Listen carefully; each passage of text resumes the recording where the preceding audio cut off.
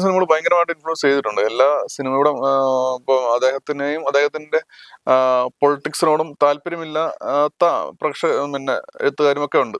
അവരെ പോലും indirectly or directly അദ്ദേഹത്തിന്റെ സിനിമകളും ചിന്തകളും സ്വാധീനിച്ചിട്ടുണ്ടെന്നാണ് ഞാൻ വിശ്വസിക്കുന്നത്. ആ രീതിയിൽ ഒരു റീച്ചും ഒരു പൊട്ടൻഷ്യലും അദ്ദേഹത്തിന്റെ ഉള്ളിൽ ഒരു ക്രിയേറ്റീവ് ജീനിയസിന് ഉണ്ടായിരുന്നു എന്ന് വേണമെങ്കിൽ പറയാം.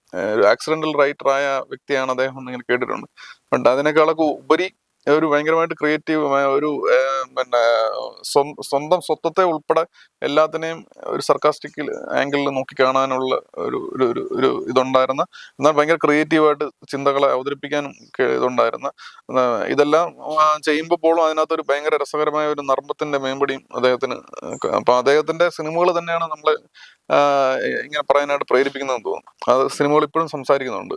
ഇപ്പോഴും നമ്മുടെ സമൂഹത്തിൽ സോഷ്യോ പൊളിറ്റിക്കൽ സെനാരിയോസിൽ ഒരുപാട് സംഭവങ്ങൾ ഉണ്ടാകുമ്പോൾ പലരും റെഫറൻസ് ആയിട്ട് അദ്ദേഹത്തിന്റെ അന്ന് ഒരുപാട് വർഷം മുന്നേ ഇറങ്ങിയ സിനിമകളാണ് ഇപ്പോഴും ഇതായിട്ട് ചെയ്യുന്നത്. അതൊരു ദീർഘദർശനത്തിന്റെയും ഒക്കെ തുകയാണെന്ന് തോന്നുന്നു. ആ രീതിയിൽ ഭയങ്കരമായിട്ട് ഇൻഫ്ലുവൻസ് ചെയ്തിട്ടുള്ള വ്യക്തിയാണ്.